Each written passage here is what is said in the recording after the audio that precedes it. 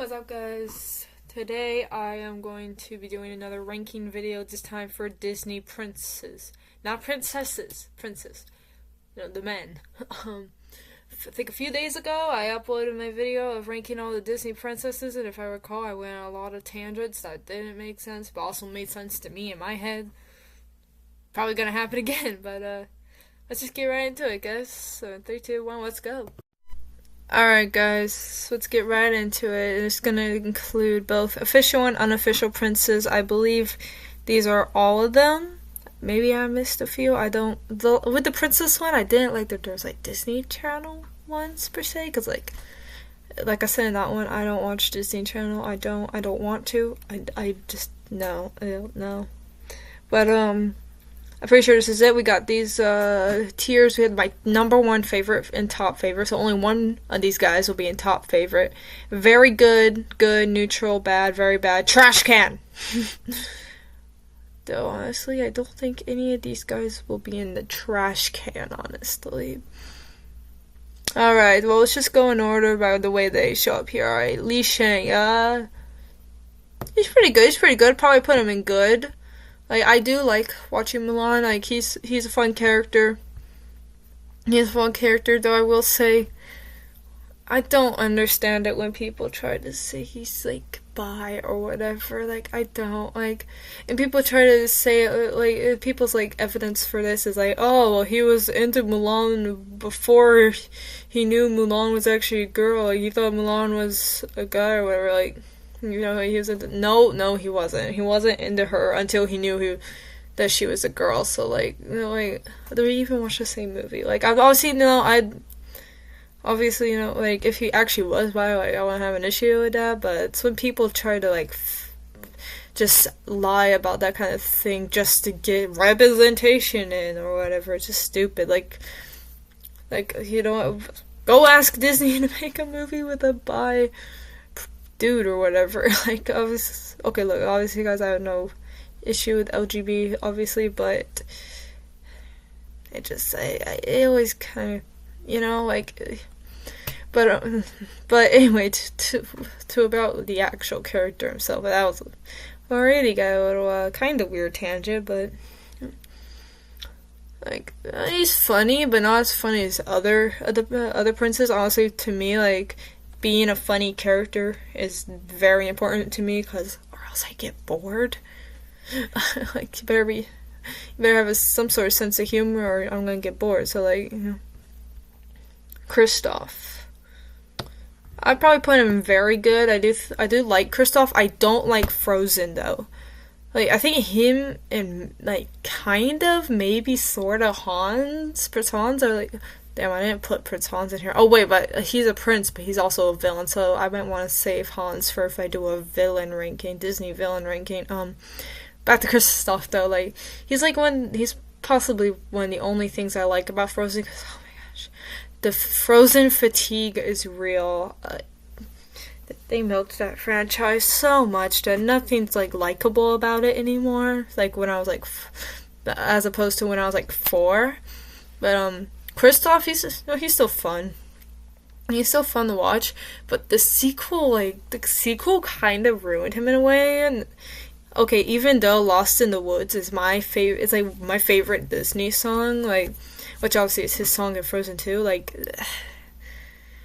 two misunderstandings. He had 2 misunderstandings with Anna, and he thinks their relationship is in jeopardy. Dude, aren't you supposed...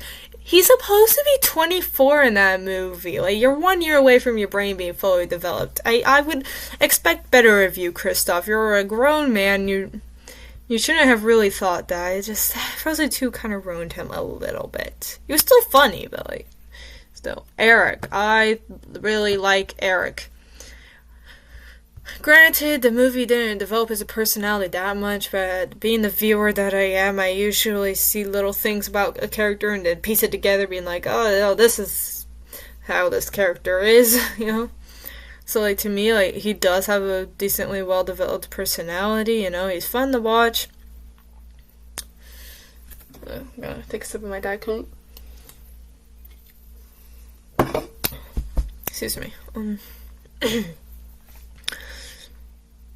You know, and he's so nice too. Like he's so sweet towards Ariel, even though for the majority of the time that they really know each other, she is unable to talk. Why did also speaking of unable to talk, she can write. Obviously, like she can write if she signed that little contract. So I'm going on a tangent here, but like, you telling me she couldn't write her situation in the sand? Just saying. We know she can write. She could sign a contract. But anyway, it's supposed to be about Eric. Yeah, no, I do enjoy Little Mermaid. I do really enjoy Little Mermaid. So like, and Eric's like one of my favorite princes. So he definitely deserves to be in that tier with Kristoff. Yeah, John Smith. Alright, I guess I actually do like John Smith. I like the Pocahontas movie, but when I watch it, I do view it as like fiction instead of, oh yeah, this is supposed to be historical fiction. I just view it as fiction. Like, come on, guys. When John Smith and Pocahontas knew each other in real life, Pocahontas was like 7 years old and he was like in his 20s or 30s. Okay, like I just whatever. But honestly, I think he's fun enough in the Pocahontas movie, and like there is like, I guess, kind of like casual-ish racism. He's obviously not nearly as racist as his little colonizer buddies. He's supposed to be one of the good guys, you know. Like when he gets to know Pocahontas and about her culture, like he's comes to understand. But like in the beginning, anyway, he's just like, oh, so he keeps referring to her and her people like as savages, and like, oh yeah, we're gonna have like a civilized society here and stuff. Like, I mean, I feel like most people would be not chill with that kind of behavior coming from who is supposed to be a hero, one of the heroes of the story. But to me, I just view it as like, well, this literally is 1607, right? Like 1607. Like, I don't find it. I don't have an issue with it. It's actually accurate for the time. And besides, he learns his lesson by like halfway through the movie. So I mean, he's cool. He's cool.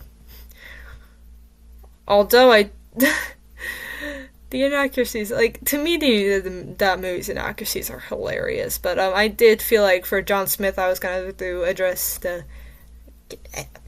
I don't know what word to use other than racism, honestly. Like, no. So yeah. Alright. Next, Naveen. Alright, in my Disney Princess video, I put Tiana in a very low tier, but pretty sure I also said Naveen's one of the only things I like about Princess and the Frog, and he had to go in very good. He is very fun to watch. Honestly, I prefer his laid-back playboy attitude as opposed to Tiana's workaholicism. Workaholicism, is that a word? He's more fun, right? Like Tiana, girl, calm down. You're in a movie. You're gonna get what you want anyway. But then Naveen here, he's just like chilling. Honestly, I like that. I mean, I know the point was of his, like, his character journey or whatever. It's supposed to be he has to mature and learn how to like take care of himself instead of just doing whatever he's doing. Good chunk of the movie, but like, I preferred the fun side. So like, sure, he still does keep that kind of charm at the end. So that's what keeps him from being, I don't know, like down here with Li Shang.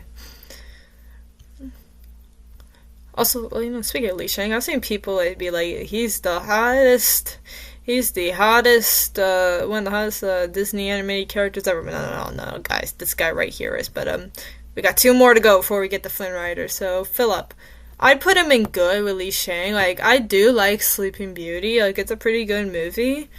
Also, it does have one of the absolute most iconic Disney villains ever. Maleficent. She's like a poster child for the Disney villains in a way. Like, she is. Like, Disney likes to use her in marketing a lot. So, speaking of Disney, hey Disney, did you forget that these are like characters and like fictional stories with good, lessons or whatever? I mean, some of them good lessons, I don't know. But, instead of, but also, basically what I'm trying to say is Disney seems to think these are just IP that could be used for marketing now. Like, I feel like they think that. But that's another tangent. It's like, I want to go on tangents because I'm me. Because I'm me. It's like all my videos are ramble videos in a way, But Philip, he's fun to watch. Actually, of the Disney princes, he is the first with a somewhat developed personality. So he's not like boring to watch like this guy who, while not bad, is not fun either. So Henry, Prince Charming, whatever your name is, you're going in neutral. Although, actually, you know what? If we're including, actually, you know what? Hold up. Actually, no. I just thought, guys, Cinderella 3. Like, down here we have, what to say? Yeah, John Rolfe from, like, Pocahontas 2. So, like, if we're including sequels, I'll give him a spot up to good. He is so fun to watch in Cinderella 3. Like, they really gave him a personality in Cinderella 3. He was funny. I mean, for those who've seen Cinderella 3, you know about this, like, this very popular moment that actually was turned into a meme where, like, like, Prince Charming, he trying to, like, run after Cinderella because she, I don't know, Lady Tremaine got her arrested or whatever for trying to steal from the castle or whatever, and he's trying to run down the stairs and stuff, and like his dad, the king, was like trying to run after him, being like, "What do you mean you're talking about? What do you mean talking mice and stuff?" Because Prince Charming was like, "The talking mice told me this and that," and like he's like, "What?" And then like, but basically the moment, I'm just trying to explain what led up to the moment, but like the actual moment was basically the king be like, "I forbid you to take another step down these stairs," and like Prince Charming's just standing there like, okay. And then he just jumps out the window. Like, there's a window next to him. He just jumps out the window onto his horse. It's just such a funny moment. I actually watched Cinderella 3 like a few months ago with my little brother. I wanted to show him the movie, and like I think we actually, that moment was so funny, we actually replayed it like I think like 3 times. It's just that funny. So actually I'll put him up in good because Cinderella 3 gave him a personality. Flynn Rider, okay, guys, are we surprised? Top favorite, come on. Rapunzel for my Disney princess tier ranking. Check that out, by the way, if you haven't. Rapunzel was my absolute top favorite. Flynn Rider is my top favorite prince, okay? I love Tangled. I love Tangled. I do. It's my favorite Disney princess movie. Flynn Rider is my favorite prince, even though he's not actually a prince. Okay, he's hilarious, okay? Like, he's hilarious, and also, like, he has, like, he's not 100% good, he's not 100% bad, I mean, he is a thief, but he also is, is kind. So, like, I guess what I'm trying to say, he's, like, a nuanced character, it's, like, interesting. It's, like, it's interesting to watch him go from, like, sarcastic thief to, the caring guy we know by the end of the movie. And also, I mean, yeah. But, hey, and you know how at the end of the movie Mother Gothel stabbed him and he like died for like a minute?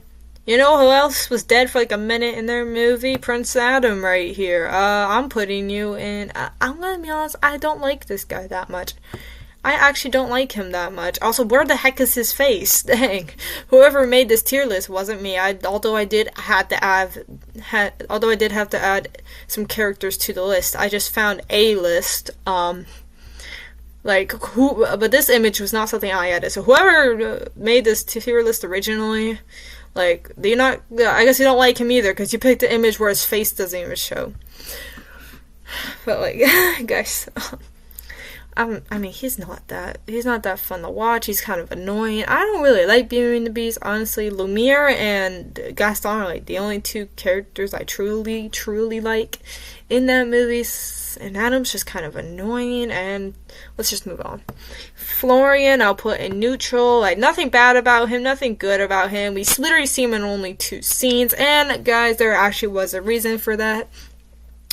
The animators found that it was way harder to animate Florian than it was for Snow White. Like, for some reason, they struggled drawing, like, back then they kind of struggled drawing men, like human men. So, like, they had to cut it. So he was originally going to show up in more of the movie, but they had to cut it down to just the 2 scenes because they were having a hard time drawing him. I mean, hey, give them some slack. It was literally Disney's very first movie. Now, granted, I don't like Snow White. It's kind of boring to me, but I do respect it. I do have a lot of respect for it because it was, like, a huge milestone in cinema. Like, it was just so huge. you know. But Aladdin, I'll have to put Aladdin in very good. I really like the Aladdin movie. Like, you know, he's fun to watch. I mean, he's kind of a red flag. He lies all the time, but well, I guess we can excuse that. He does save Agrabah. So we'll excuse the constant lying. But he is funny, as most of the guys in the higher up tiers are. As I said, you know, sense of humor is important to me for like anybody, really, real, fake, whether it be a friend or like maybe a love interest in my real life, you know, or just a simple fictional character. So it's important to me. All right, Simba. I have to put him in very good too. I love Lion King. Who doesn't? You know, it's one of Disney's absolute most popular. And it's funny, too, because Disney did not have high hopes for the movie. They thought Pocahontas was going to be their big one. And Lion King was just going to be like a flop or something. But look, who proved them wrong. Little Simba here. Little Simba in his movie. About, that's basically based off of, I believe it's Hamlet. Yeah, Hamlet, I believe. The sequel's based off of Romeo and Juliet. Not near as dark ending, though. It is still Disney. Actually, same with Hamlet, right? I don't know too much about Hamlet. I only know the correlations between Lion King, like what like aspects of the story show up in Lion King per se. But I, assuming given Hamlet being a Shakespearean play, that it was that the ending was a whole lot darker than Lion King was. But it was fun to watch. Also, guys, you know what, while we're on the topic of Lion King and Simba, oh yeah, by the way, I love the song, like, I love the songs, like, Just Can't Wait to Be King, like, I sing along to that once, when I am watching Lion King, not often, though, I actually don't I love movies, but I don't always watch them that often, because they're long, sometimes. Oh, what am I talking about? I watch a movie every Saturday at my grandma's, but, like, that's besides the point. By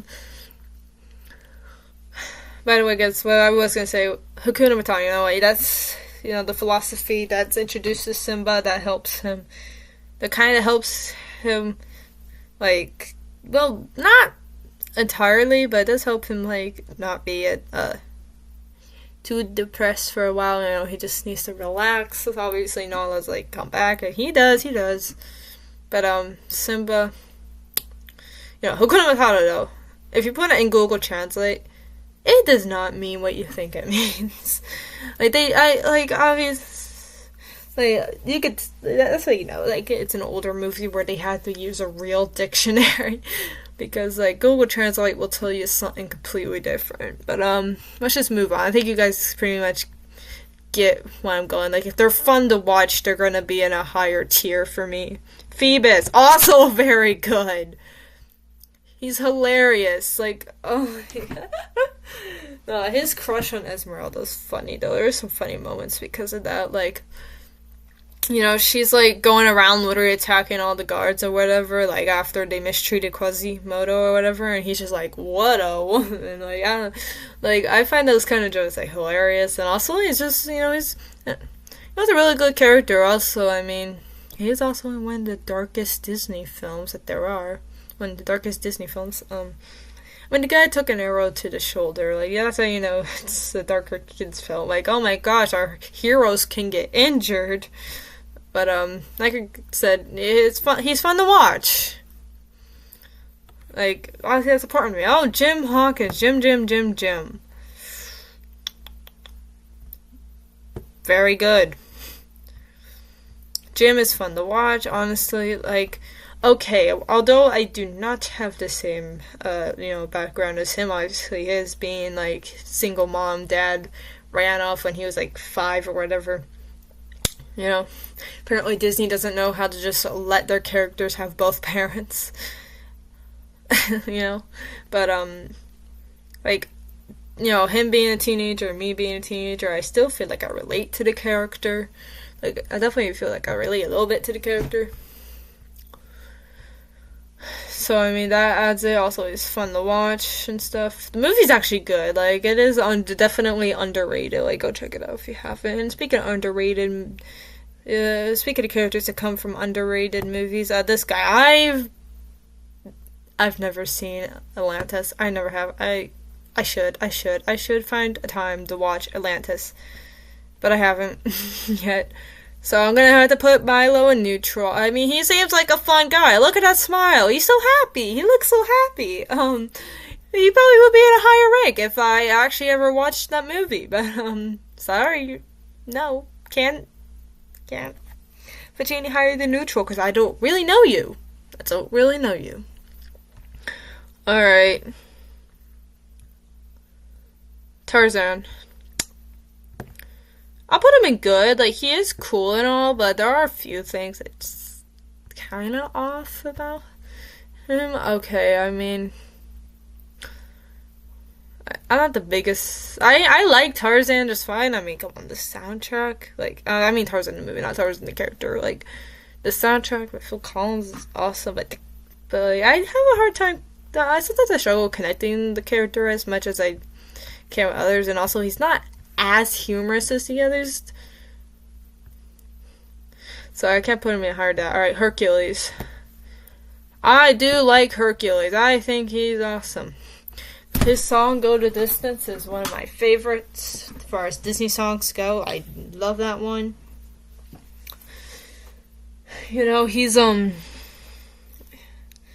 he's pretty cool, and you know, I mean, this movie, as far as Greek mythology goes, it's not the most accurate. Like, for starters, his mother wasn't actually Hera.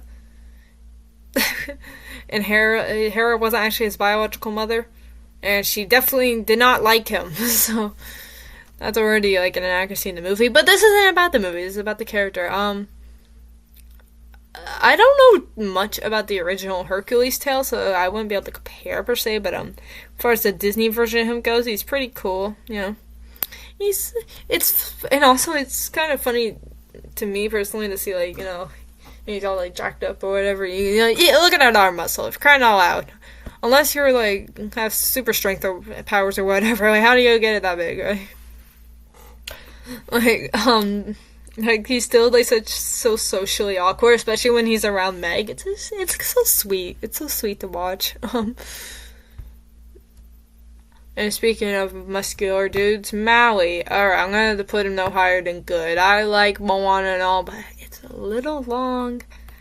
There are some slow moving parts, but this, again, not about the movie, but, Maui, he is cool enough, but, guys, look, no shade to The Rock Johnson, but it gets with his characters, it gets just tiring after a while because he plays the same characters over and over again, and like I hardly even call this guy Maui. Like, I usually am just like, oh yeah, The Rock, with a lot of The Rock's characters. Like, no, like I said, no shade to The Rock. I mean, he definitely has his niche or whatever. It's so obviously Dwayne The Rock Johnson. So I can't really put him any higher than that. I mean, he's funny and all. I just can't. Alright, anyway, John Rolfe. He's cool and all. He's not bad. He's not neutral. Like, he's cool and all. I'm just gonna have to put him in good. I actually like John Smith more. Like, John Rolfe, I'm gonna be honest, even though, like, in Pocahontas sequel, obviously it is historically accurate that Pocahontas ended up with John Rolfe at the end there, you know, like, he is the one that she should be with, technically. To me, like, I connected more with him and, like, the romance in general when it was John Smith. Like, you know, when it was John Smith, I connected more, but John Rolfe, I just, like, he's cool and all, but he's not as funny. I guess that's the thing. He doesn't have as much of a sense of humor. You're too much of an English gentleman, sir.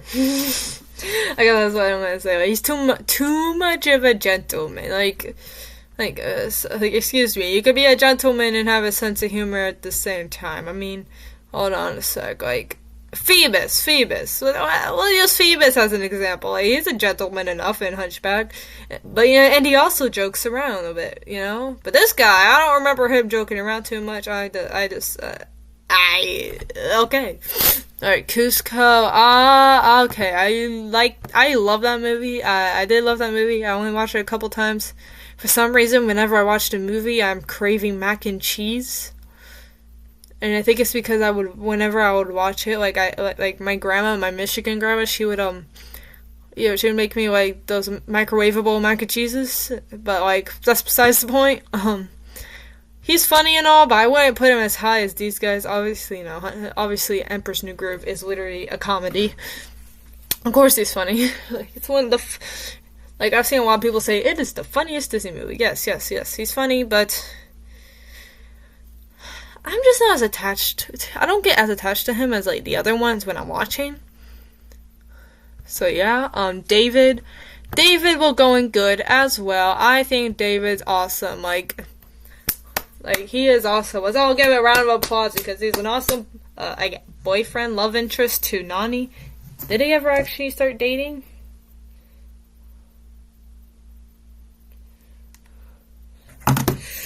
Did they ever actually start dating? Yeah, I guess they were dating. Yeah. Like honestly, out of all the guys on this list, if we were just ranking these guys by how good of a boyfriend they were, David might deserve to be in the top row. Honestly, like this guy's he's always there for Nani and Lilo an extent. He's such a sweet guy, but yeah, he's really cool. And lastly is the Edward guy from Enchanted, 2007, I believe, right? It came out in 2007. I'd put him in good. I don't watch Enchanted enough to really put him any higher, per se. And, whereas all these movies up here I have watched them a cajillion times, even if Frozen and Princess and the Frog,